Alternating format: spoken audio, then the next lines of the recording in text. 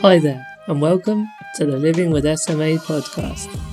We're here to have conversations about living with spinal muscular atrophy. Throughout this podcast, we will be covering lots of different topics, from preparing for university, getting the most from your personal budget, sex and relationships, and lots more.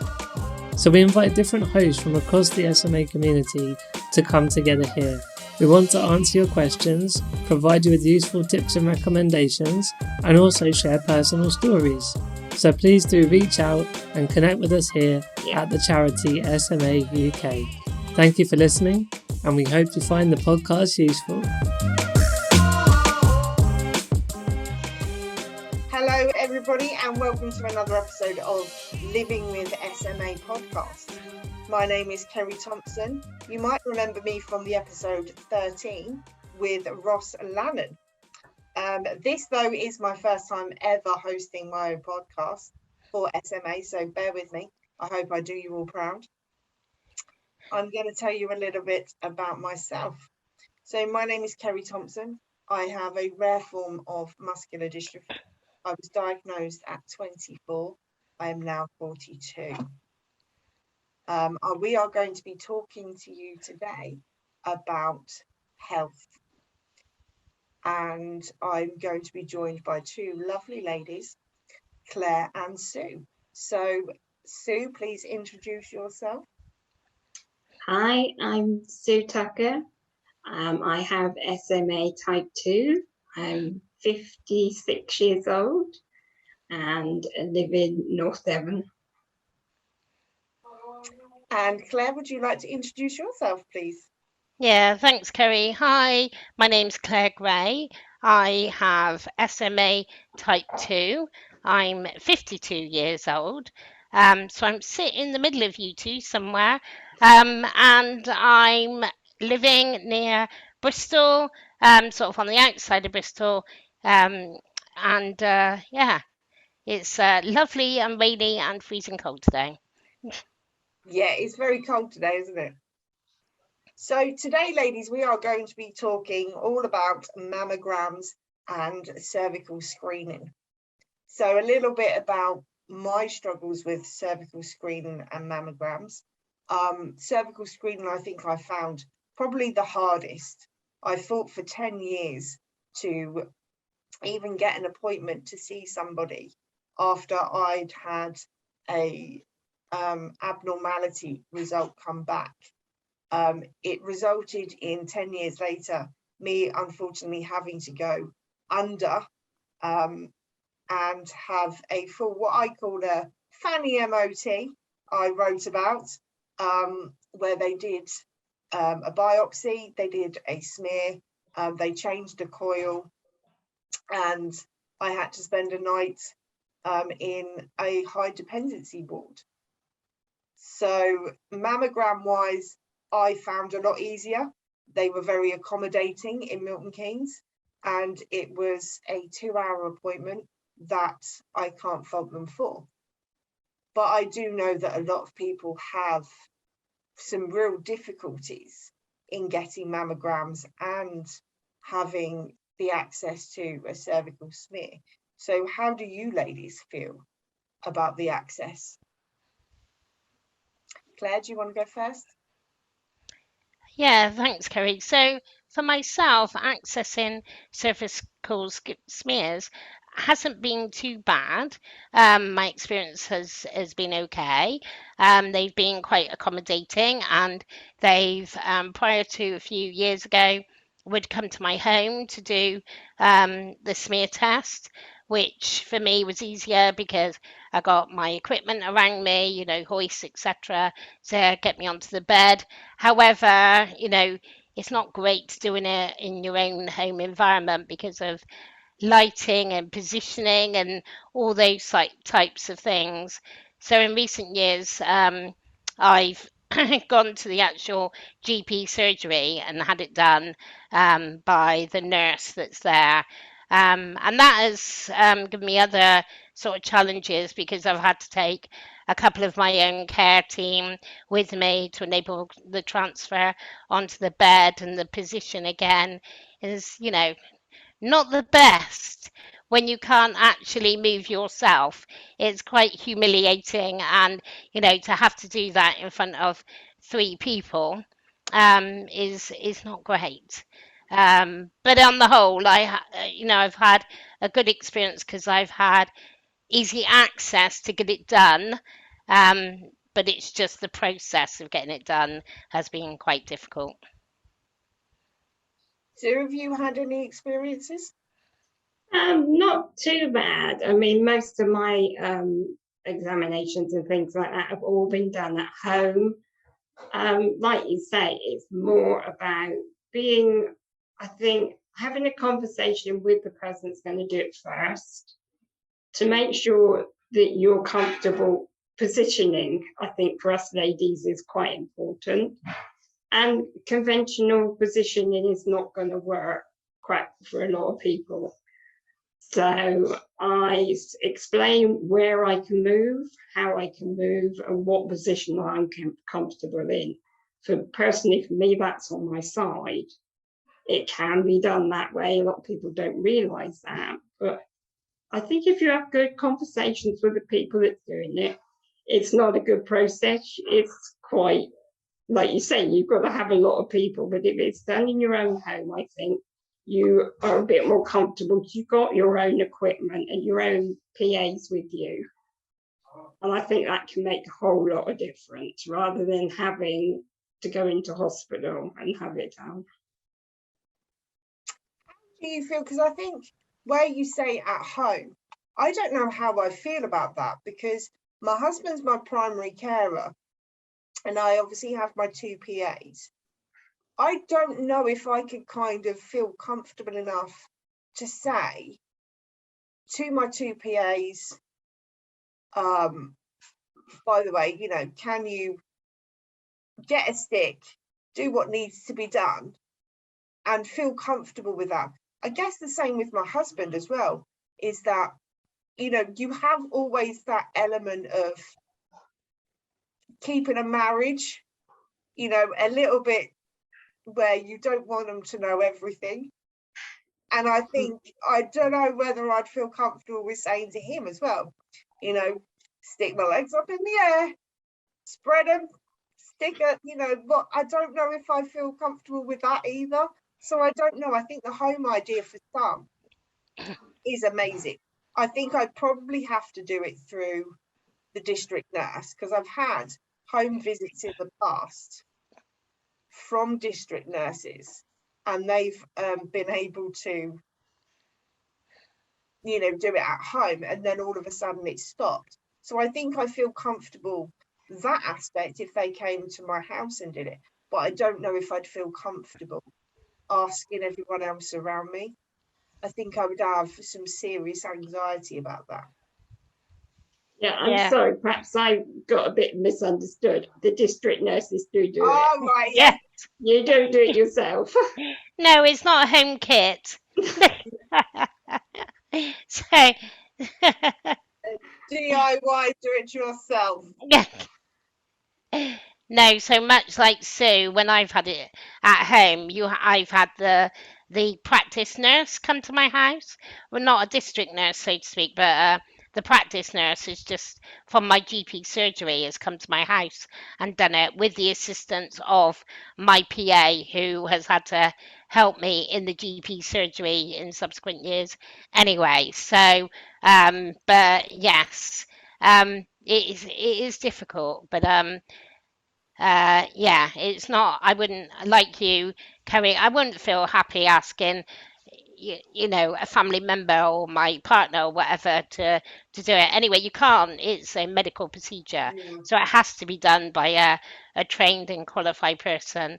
But I think, like Sue said, that initial conversation with whoever's doing it, the district nurse, the practice nurse, or whatever, whoever practitioner it is really important to have that upfront conversation with them and to explain about your needs, because especially with a condition like SMA, they're not familiar with it at all.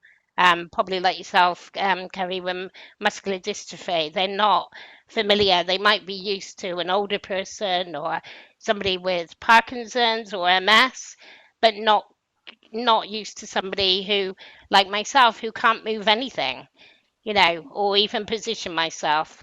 Do you feel that whenever you go for a health appointment like cervical smears or mammograms, that you have to constantly repeat yourself about what you can do, what you can't do in that one appointment? Do you feel that sometimes they listen, but then sometimes you have to repeat yourself? You have to constantly say, no, I have SMA, I can't do this.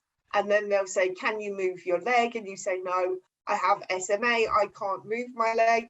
Do you constantly feel that it's a battle with some medical that you have to constantly repeat yourself?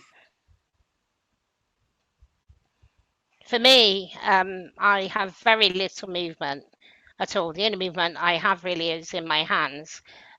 So when I say I can't do something, I literally cannot do something. And they say, well, what can you do? Well, I can't do anything.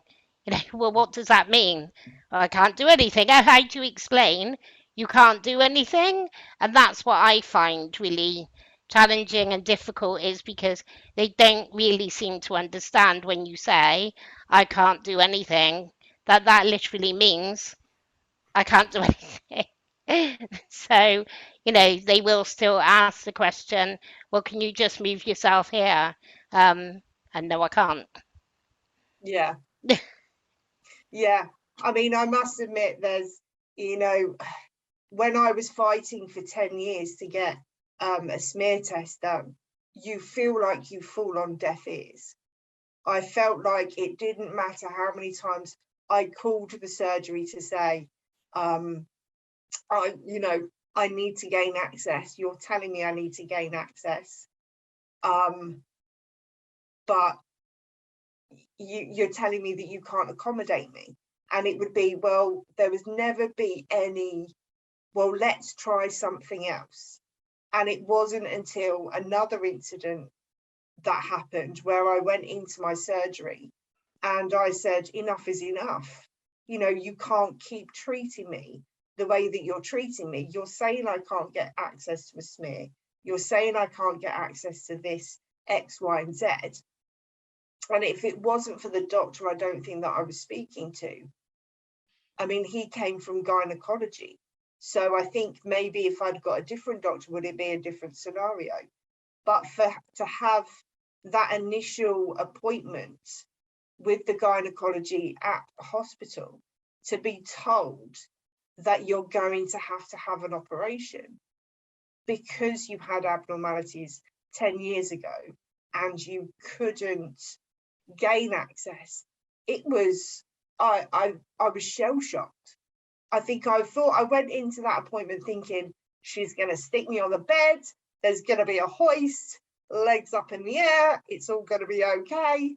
To then, oh, right, okay, well, no, we need to get you in and we need to get you, under and do everything all at once, because I don't want to put you under any, more stress than you've been under. It's like a bam, wow, okay, what's going to happen when I need a smear test in 3 years' time?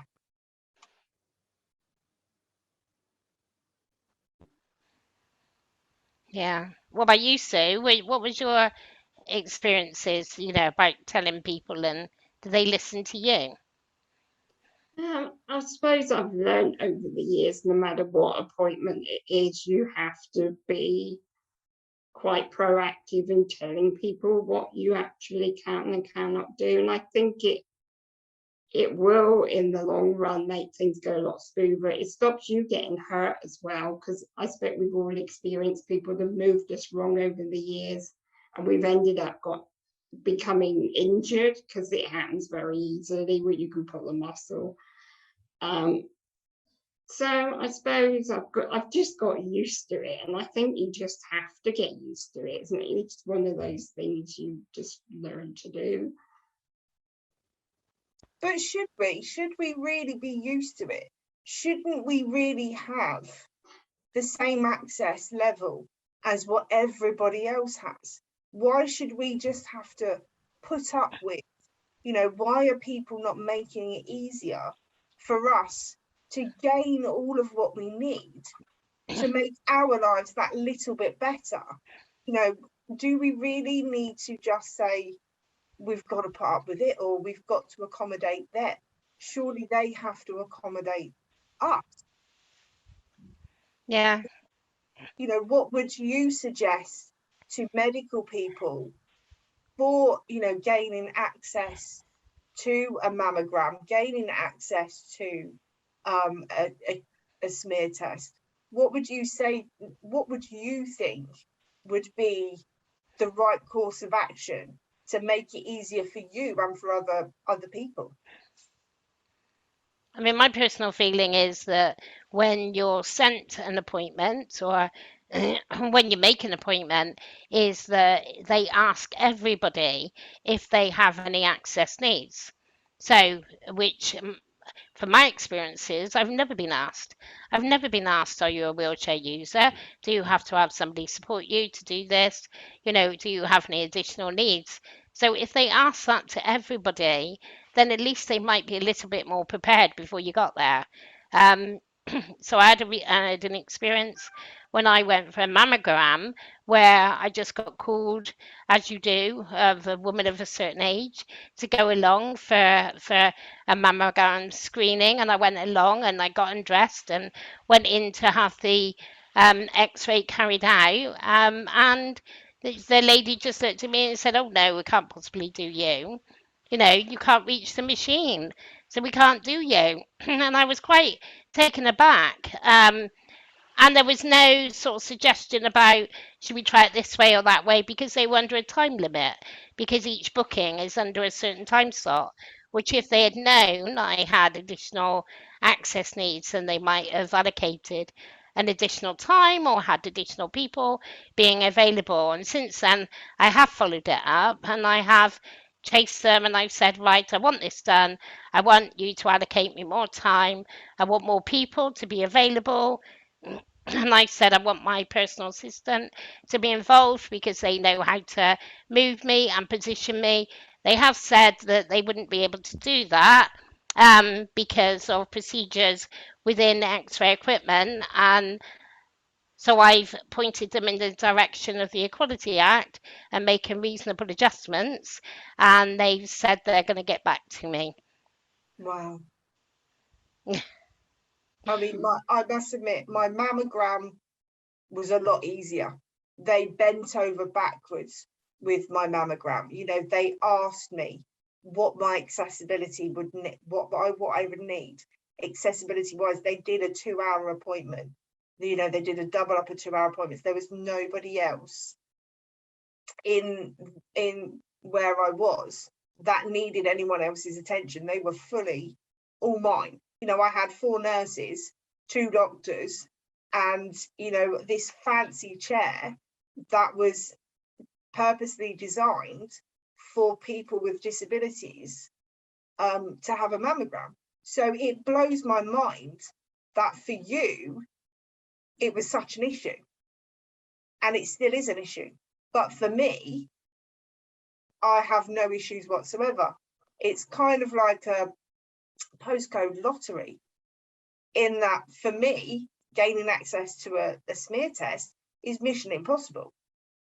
But to gain a mammogram, a breeze. For you, a mammogram is mission impossible. And a smear test is quite easy. And smear test is easy. So Sue, where do you stand? How is it for you? If you come back to us and say that it's all breezy easy for you, we're all moving to where you live. I think I'm a bit in the middle, actually, because when I had my first invitation, because the ages have changed. The age now limit is 50. You get called for when you're 50. It was 47 when I was first called, and I received the letter. I was 48 when I had my first mammogram. I received a letter from my breast screening service. Now we're in quite a different area, I think. how we proceed our mammograms down here. We have an invitation sent from our breast screening service, which is 50 miles away. And on that letter, it did say if I had any additional needs. So I rung up the breast screening service and explained, and they said, oh, we'll have to cancel the appointment we allocated you because we use screening units, which are like big vans with the mammograms, and they park them up in supermarket car parks, and you have your screening, you're called that way. So I rang them up and explained the situation, and they said, oh, you'll have to come to Exeter, so it's 50 miles away. And I said, I can't do that. I said, I can't travel to you. You have no toilet, you have no nothing there for me to be there for that length of time. So I said, I can't do that. And they were really dismissing me. They said, well, we can't do anything for you. You can't have a mammogram. So I went back to my GP.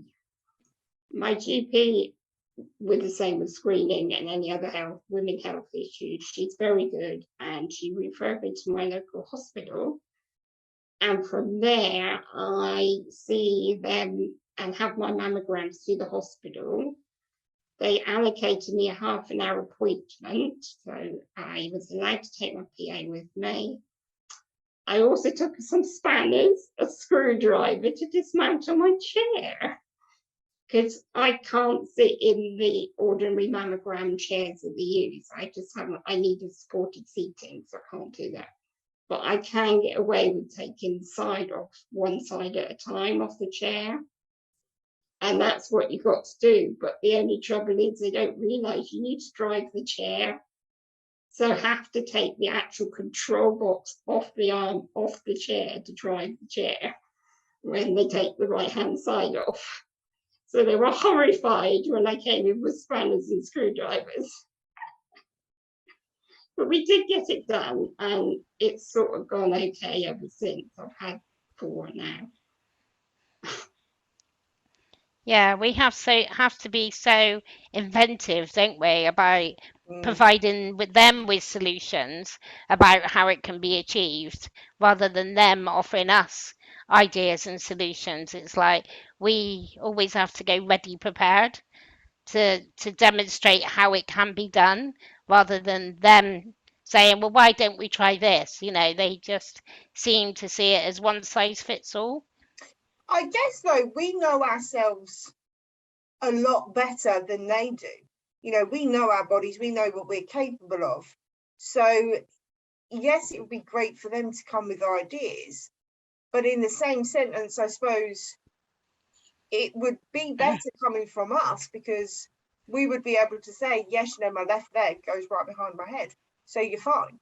Whereas they could turn around to us and say, does your left leg go right behind your head? And we'd be like, sorry, what? So I guess it swings and roundabouts, isn't it?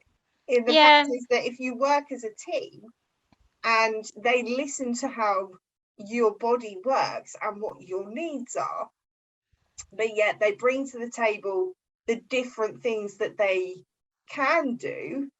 I mean, I'm always willing to try something once. If it doesn't work, it doesn't work. But I'm always willing to try.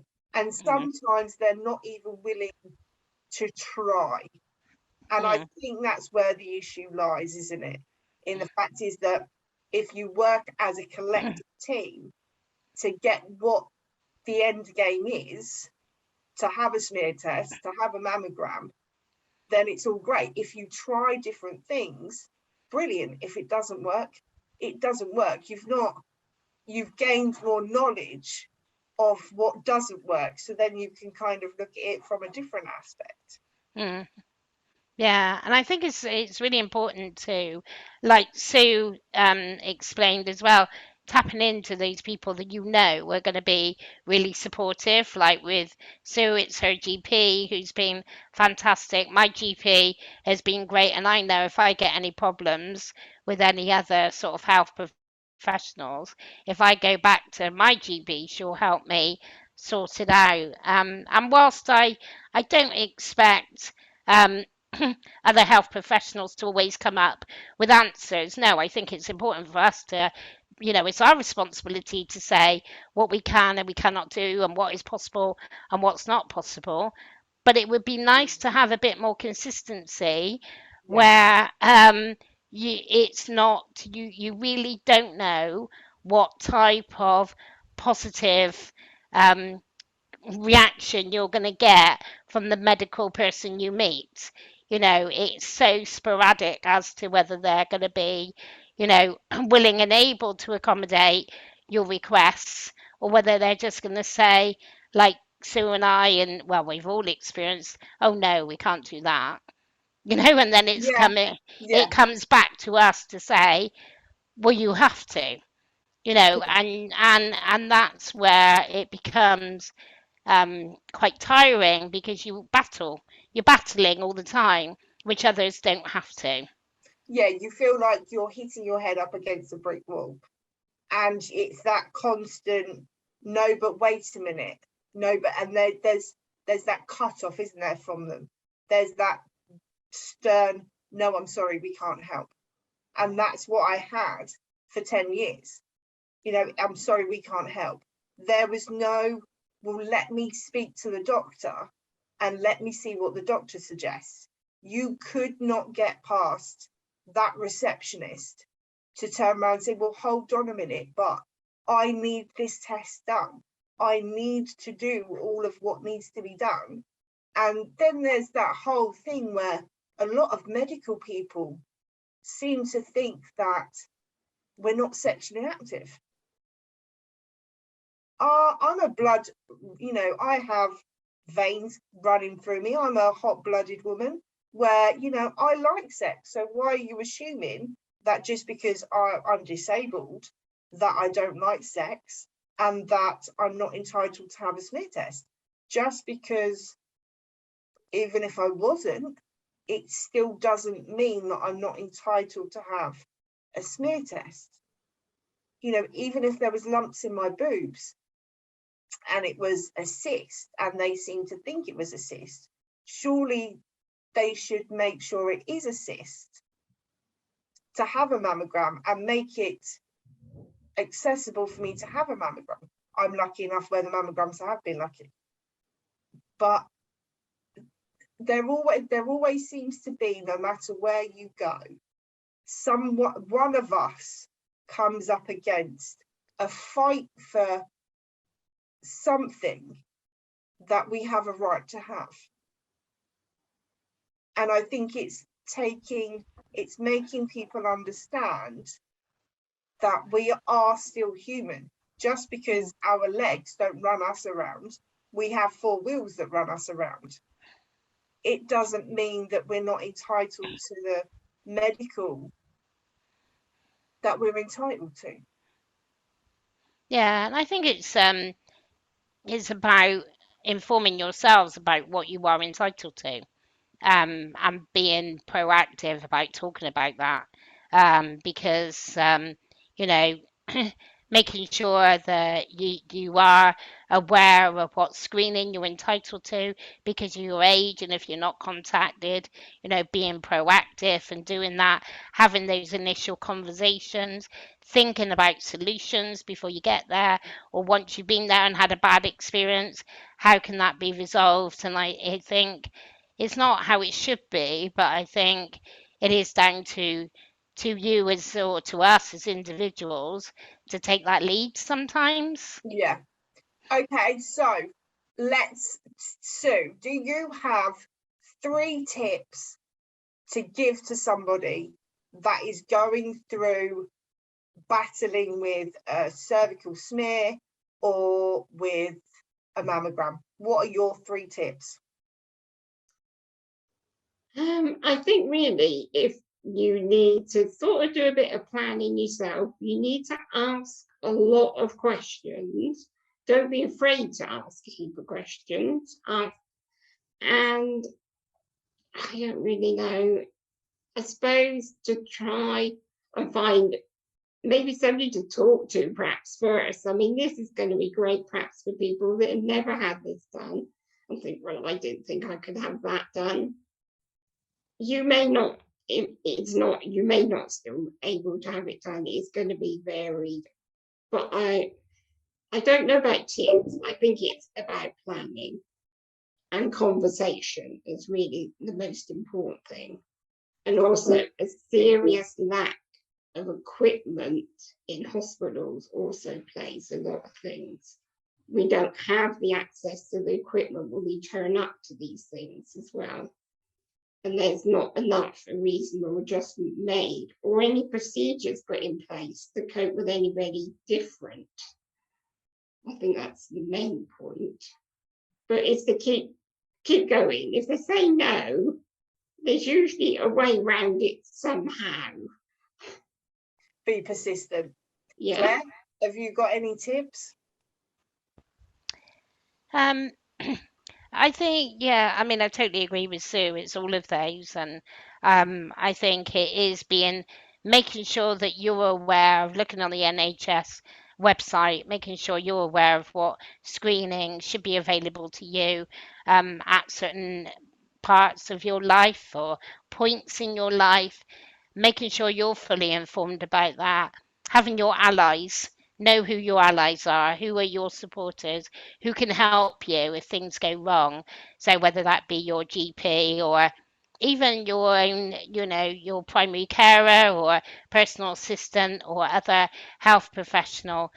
And then, I just, it's always, to me, it's about knowing what legislation and what rights you have, because you start mentioning the Equality Act and you quickly see a turnabout in changing attitude as soon as you start mentioning your rights in legislation.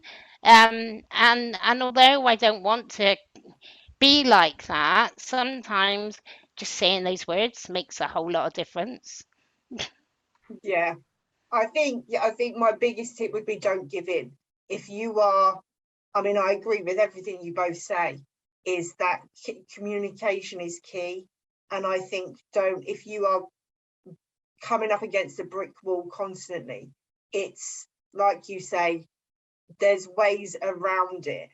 And don't give in, don't be disheartened, because unfortunately we do have to fight for an awful lot of what we're entitled to. And like you say, it's giving them that information that we are entitled to it, where they kind of say, oh, okay, yeah, no, we need to find some way to do it. And yeah, don't give in, don't be disheartened. You will find that you will get angry and you'll get upset, you'll go through the motions, but in the end, when you get to that point of having those appointments, it's a sense of relief, because you know that everything hopefully is going to be okay, and that you've got the answers that you should have had before. So I just want to say a huge thank you to you ladies for joining me on my very first hosting of a podcast. It's been amazing to have you both to chat to. I wish you all the best in your postcode lottery of hopefully getting everything done. So yeah, thank you very much. Thank you for inviting us, Kerry. It's really great to meet you, and you, Sue, as well. Yeah, thank you as well, Kerry, for talking to us, and hopefully we may have to spread a bit of our wisdom on to somebody else. Here's hoping. And if anyone has any questions, then please do drop us a line. You can find us on the SMA podcast. Share it, love it, like it. And yeah, if you have any questions, make sure you ask us, because we'll be willing to answer.